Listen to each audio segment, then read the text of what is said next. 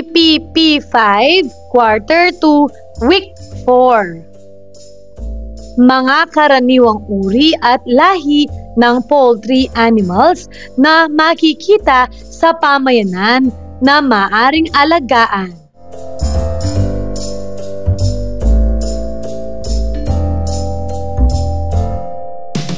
Revised K-12 curriculum with Me Teacher KMT. Magandang araw mga bata! Ngayon ay pag-aaralan natin ang tungkol sa mga karaniwang uri at lahi ng poultry animals na makikita sa pamayanan na maaring alagaan.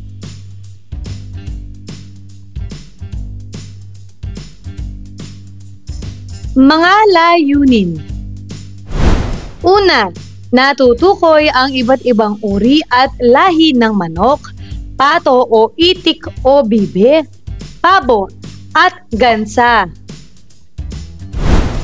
Pangalawa, naibibigay ang mga katangian ng karaniwang uri at lahi ng manok, pato o itik o bibe, pabo, gansa at pangatlo, naiisa-isa ang mga kahalagahan dulot ng pag-aalaga ng manok, pato o itik o bibe, pabo at gansa.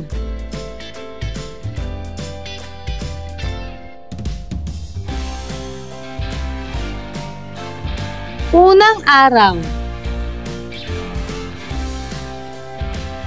Maikling balik-aral. Paano to? Iguhit ang hugis puso sa patlang bago ang numero kung tama ang pahayag at tatsulok naman kung ito ay mali. Umpisahan na natin. Para sa unang bilang, sa pag-aalaga ng poultry animals gaya ng manok o pato, kinakailangang may sapat na kaalaman at kakayahan ang mag-aalaga ng mga ito. Ito ba ay hugis puso o tatsulok?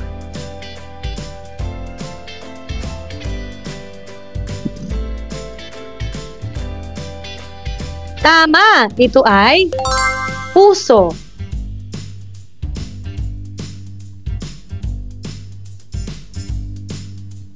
Pangalawa, kailangan ding planuhing mabuti ang lugar o lokasyon kung saan aalagaan ang mga poultry animals. Ito ba ay puso o tatsulok?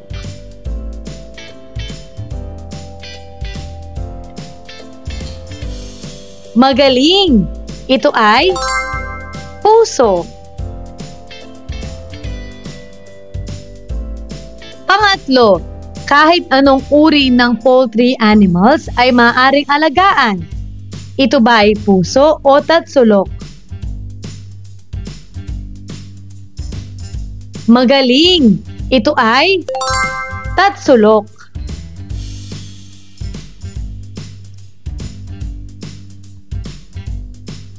Pang-apat, alamin ang mga hakbang sa natural na paraan sa pag-aalaga ng poultry animals.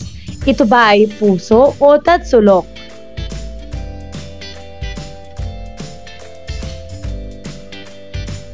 Tama! Ito ay puso.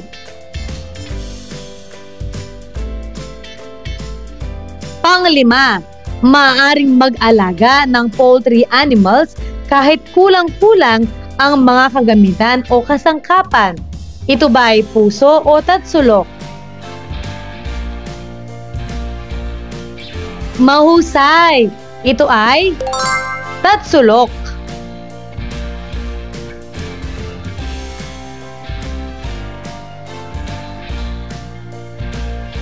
Paglinang sa kahalagahan sa pagkatuto sa aralin.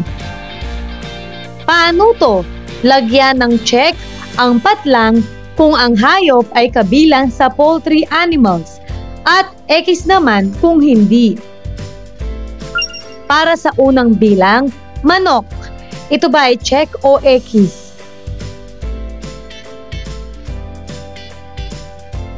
Tama! Ito ay check.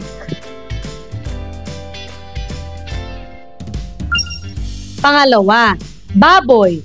Ito ba ay check o X? Mahusay! Ito ay X.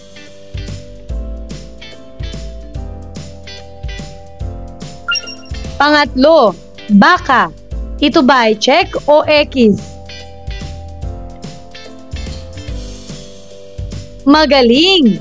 Ito ay X.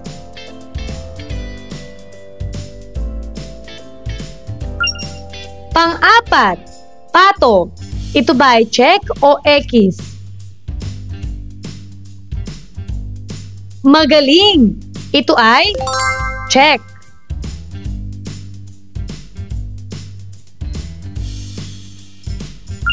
At pang-lima, pugo. Ito ba ay check o X?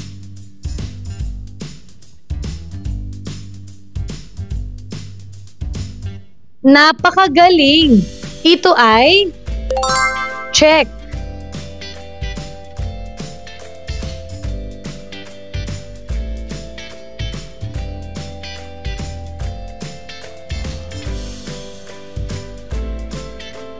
Paghawan ng bokabularyo sa nilalaman ng aralin.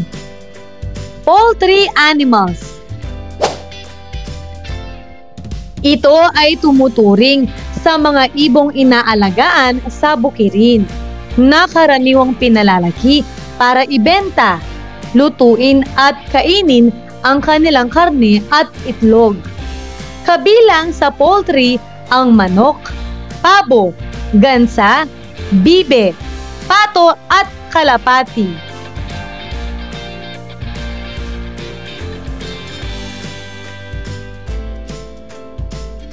Pagproseso ng pag-unawa. Paano to? Pagmasdan mabuti ang mga larawan sa ibaba. At sagutin ang mga katanungan sa iyong papel o kwaderno.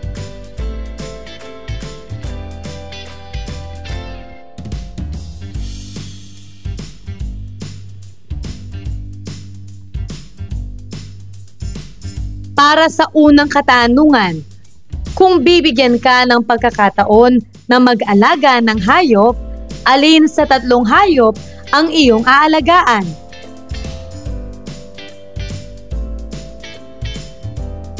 Pangalawa, alin sa kanila ang pinakamainam na alagaan? Bakit?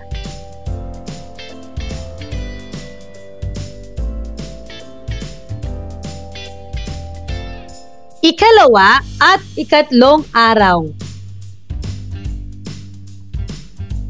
Pinatnubayang pagsasanay. Gagabayin ka ng iyong guro para sa gawaing ito.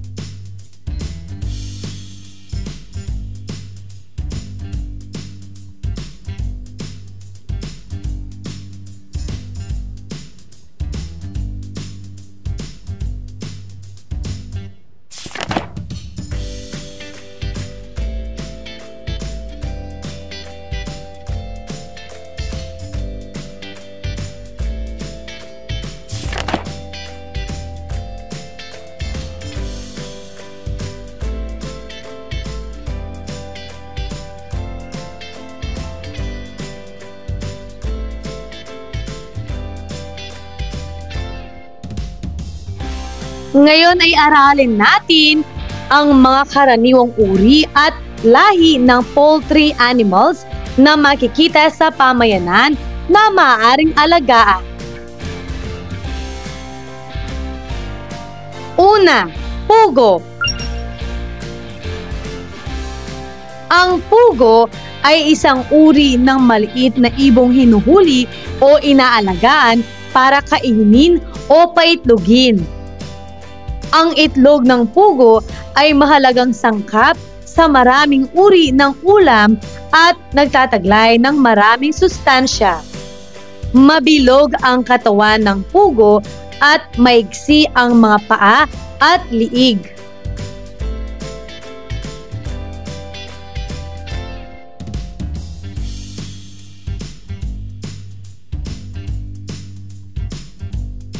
Tulad ng manok, Ang pugo ay magandang pagkakakitaan ng pamilya dahil sa dami ng gamit ng itlog nito. Ang itlog ng pugo ay maaring ipagbili ng nilaga at di nilaga.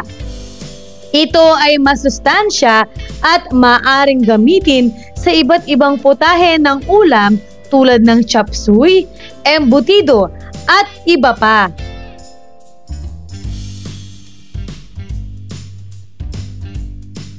Mga lahi ng pugo. Una, kastang kano. Ang may 30 hanggang 35 araw na gulang ay karaniwang may timbang na 200 gramo.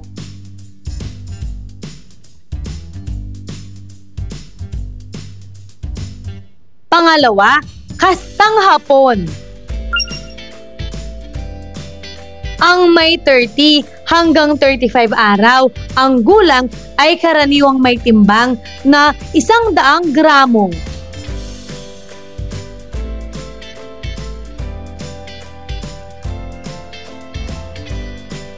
Pangatlo, lahing taksido. Ito ay maitim at may puting batik ito sa dibdib at ulo. Pang-apat, lahing negro. Kulay itim at abuhing itim ito.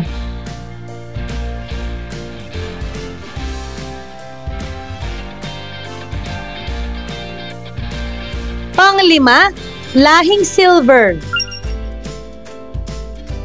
Kulay puti at maitim ang mga mata. Pang-anim, lahing katutubo. Matatagpuan ito sa gubat at parang meadow.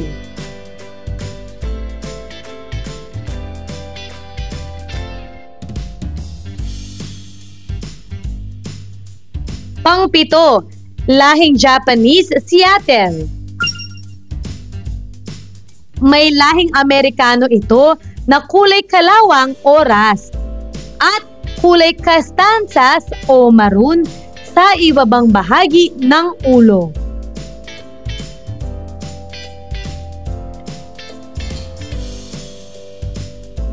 Pang-walo, lahing Japanese Taiwan. Kilala ito bilang Chinese quail. Maitim ang tiyan at batik-batik ang balahibo ng babaeng pugo.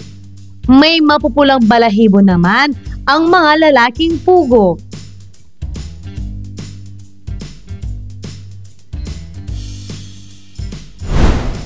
Bumalik tayo sa mga karaniwang uri at lahi ng poultry animals na makikita sa pamayanan na maaaring alagaan.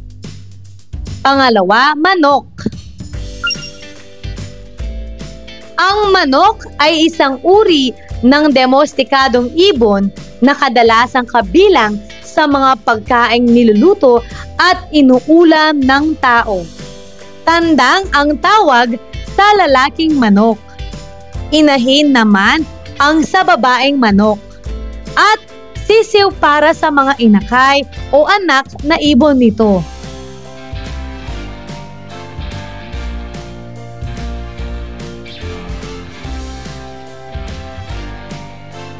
Ang mabata-batang inahin, halimbawa, wala pang 1 taon, ay tinatawag na dumalaga. Ito ay tinatawag na free-range chicken, na kung saan ang mga manok na ito ay maaring mabuhay kahit saan sa bakuran.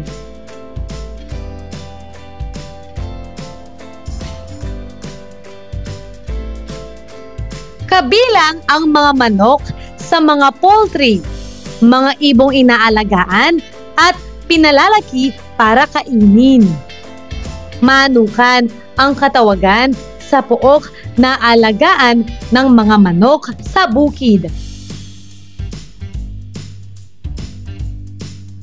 Tukuy naman natin ang mga uri ng manok na mainam para sa karne o broiler. Una, arbor acre. Ito ay nakapagbibigay ng masustansyang karne. Pangalawa, Hubbard. Ito ay mainam alagaan dahil sa masustansyang karne nito.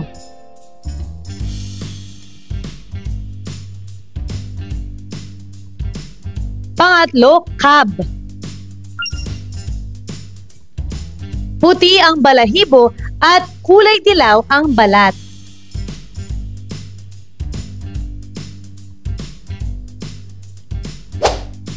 Basahin mo ang mga ito.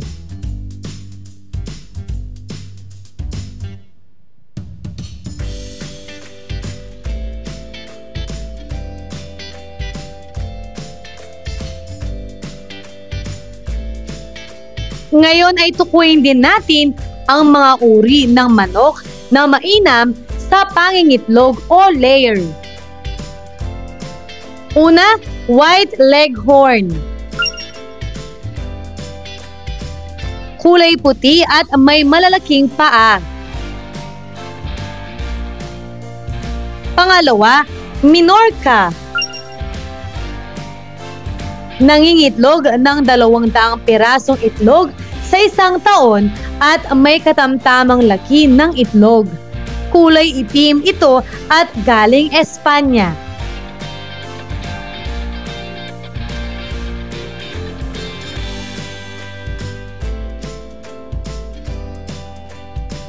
Pangatlo, Mikawa. Ito ay kulay puti at nangingitlog ng 200 pirasong itlog sa isang taon.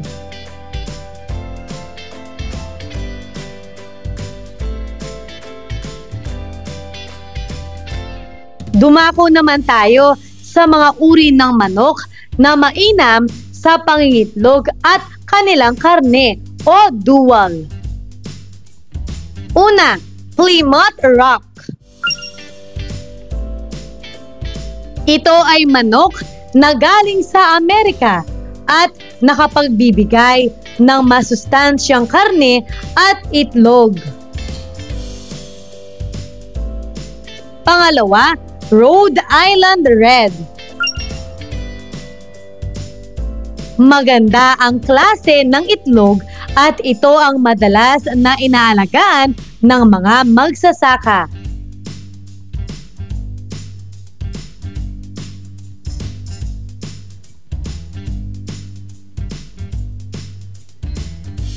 Pangatlo, New Hampshire. May pula kayumangging balahibo.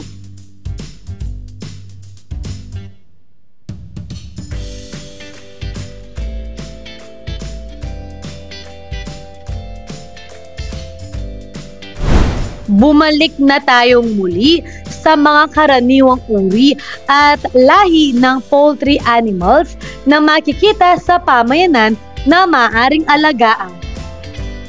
Pangatlo ang pato o itik o bibe. Ang bibe, bibi, itik o pato ay isang uri ng ibon. Karaniwang tinatawag na bibi o bibe ang mga uring may mapuputing balahibo. Samantalang itik naman ang may mga kayumanggi o itim na kulay. Ito ay ibong lumalangoy o waterfowl na kamag-anak ng gansa at sinse o swan.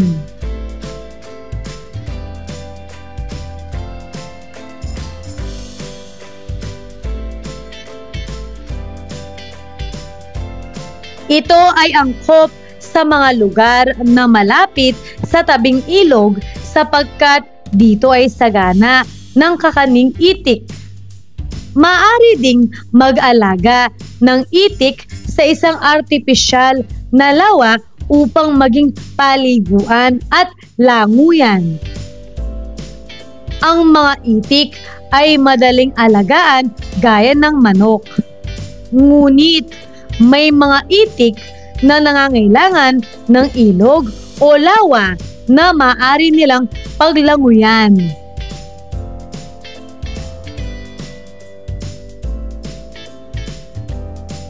Mayroon din namang uri ng itik na gustong maglagi sa lupa kaysa sa ilog o lawa. Inaalagaan ang itik para sa itlog at karne nito. Ang itlog ng itik ay ginagawang itlog na maalat, balut o penoy. Mga uri ng itik. Una, native o Pateros duck. Mas maliit ito kaysa sa imported breed. Ito ay malimit mangitlog ngunit hindi ito naglililim. Ang karaniwang kulay nito ay itim, puti, abo o kape.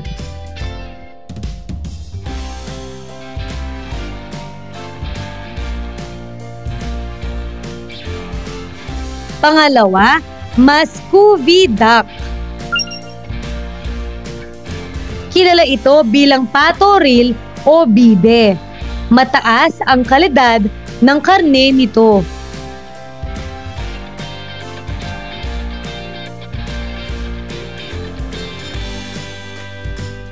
Pangatlo, Peking duck.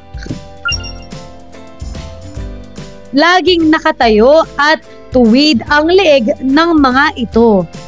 Sa loob ng 2 hanggang 3 buwan ay maaari na itong ipagbili. Napakainam ang karne ng Peking duck.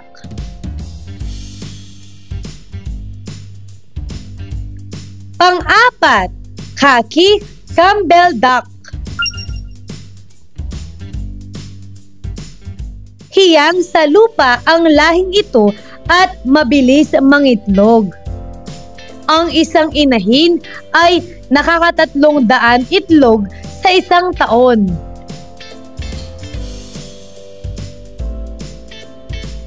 Bumalik tayo ulit dito. Pang-apat, pabo.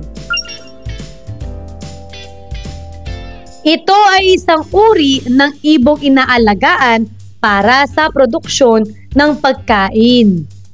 Malaki ang pabo kung ikukumpara sa ibang uri ng ibon. Maraming lahi ang pabo at iba't iba rin ang kulay ng balahibo ng mga ito. Mayroon kulay purong puti, may puti na may kombinasyong itim, may kulay abo, at may purong itim. Ito ay may malapad at magandang buntot. Lahat ng pabo na inaalagaan ngayon ay pangkomersyo ay kulay puti at may malapad at malaking dibdib. Ang produktong nagmumula sa pabo tulad ng karne at itlog ay nagbibigay ng mas malaking halaga kumpara sa gagastahin sa pagpapalaki nito.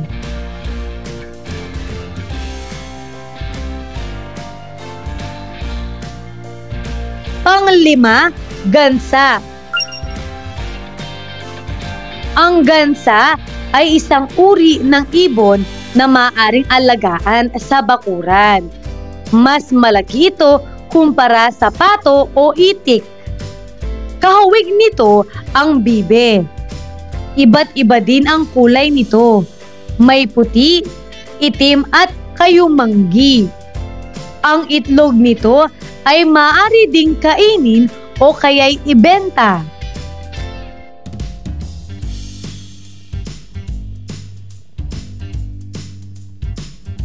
Paglalapat at pag-uugnay. Paano to? Pagtapat-tapatin ang katangian sa mga iba't ibang uri ng poultry animal sa hanay bee. Isulat ang letra ng iyong sagot sa patlang. Para sa pugo, narito ang hanay A at hanay B. Ito naman ang mga pagpipilian.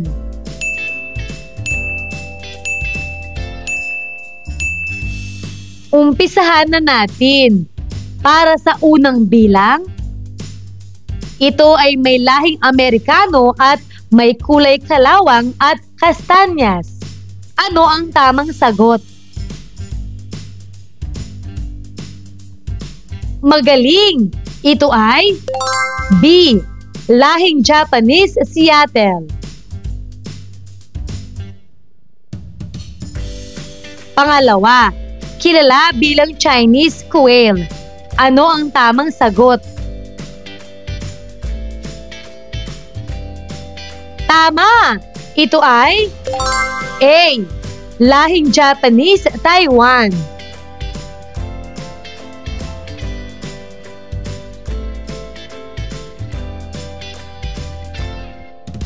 Pangatlo, kulay itim at buhing itim na pugo. Ano ang tamang sagot?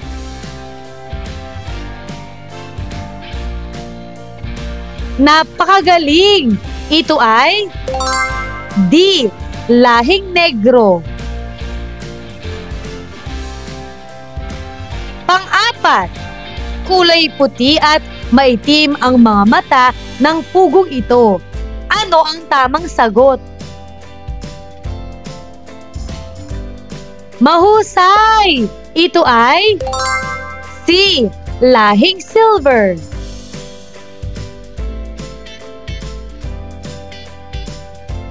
Para naman sa manok, narito ang hanay A at hanay B. Ito ang mga pagpipilian.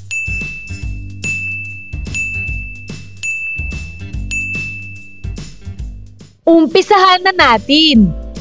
Para sa panglima, puti ang balahibo at kulay dilaw ang balat. Ano ang tamang sagot?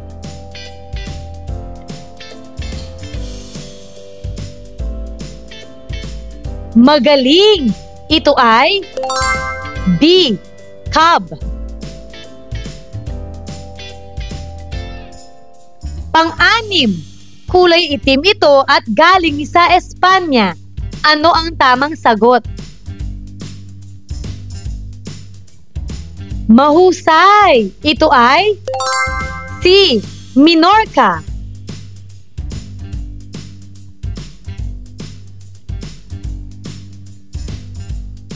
Pang-pito, ito ay galing sa Amerika at mainam mangitlog at magbigay ng karne. Ano ang tamang sagot?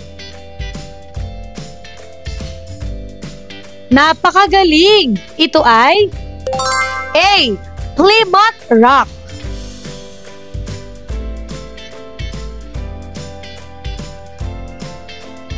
At ang panghuli, madalas na inaalagaan ng mga magsasaka. Ano ang tamang sagot?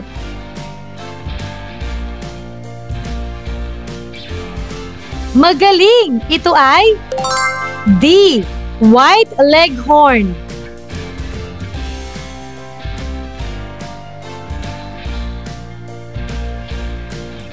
Ika-4 na araw. Pabaong pagkatuto. Paano to? Ilagay sa bilog ang mga poultry animal na maaaring alagaan sa natural na paraan at magtala ng kani-kanilang katangian.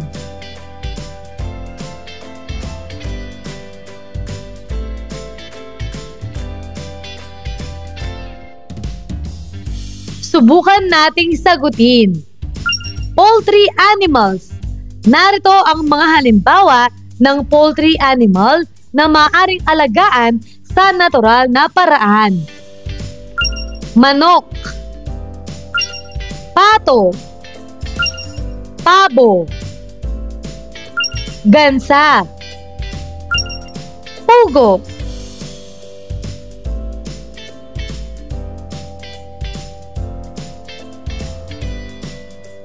pagninilay sa pagkatuto. Gagabayin ka ng iyong guro para sa gawaing ito.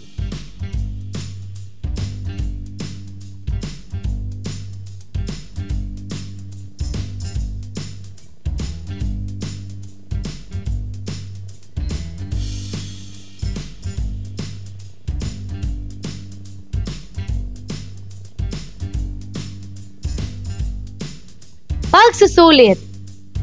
Paano to? Isulat sa patlang bago ang bilang ang tamang sagot. Una, isang uri ng maliit na ibong hinuhuli o inaalagaan para kainin o paitlugin. Ano ang tamang sagot? Magaling! Ito ay pugo. Pangalawa, ito ang tawag sa lalaking manok. Ano ang tamang sagot? Magaling! Ito ay tandang.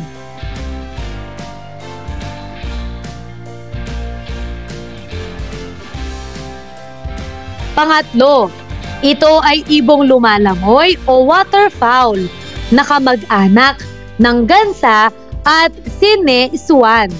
Ano ang tamang sagot?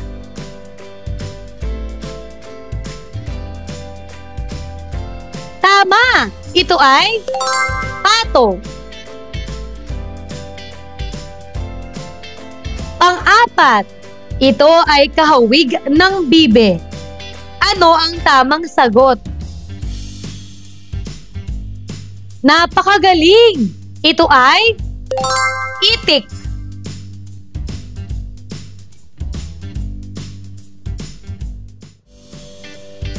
Panglima, isang uri ng ibon na may malapad at magandang buntot. Ano ang tamang sagot? Napakagaling! Ito ay pabo.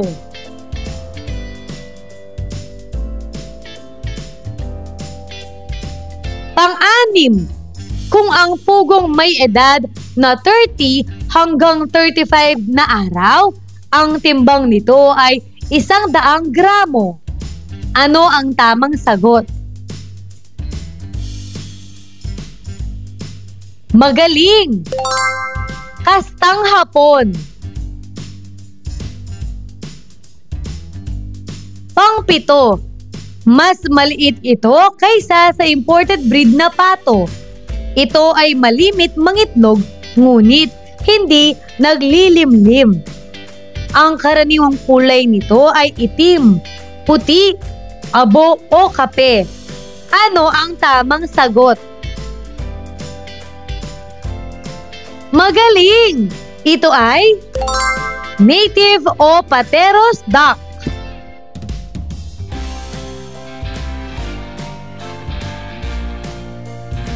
Pangwalo, pugo na maitim at may puting batik ito sa dibdib at ulo. Ano ang tamang sagot? Mahusay! Ito ay lahing tuxedo.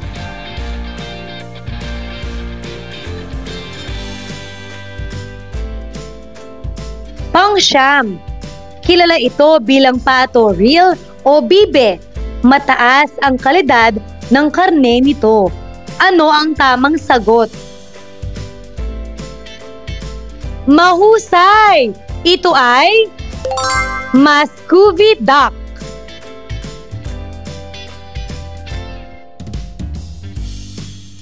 Pang-sampu, kilala ito bilang Chinese quail.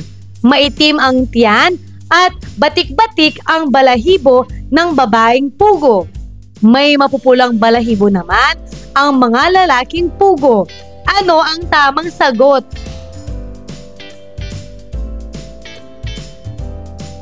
Magaling! Ito ay lahing Japanese Taiwan.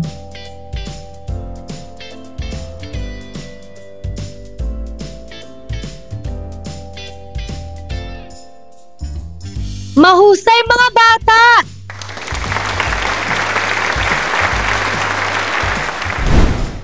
Ano ang mga natutuhan mo sa araw na ito? Ngayong araw na ito, natutuhan ko ang tungkol sa mga iba't ibang uri at lahi ng mga manok, pato o itik o bibe, pabo at gansa. Mga katangian ng karaniwang uri at lahi ng manok, pato o itik o bibe, pabo, gansa.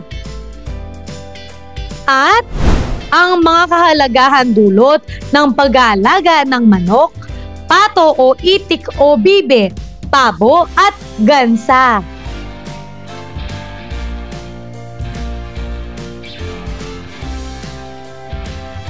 Maraming salamat sa pakikinig mga bata! Sana ay may natutuhan kayo. Huwag mong kalimutan pindutin ang like, share, at subscribe.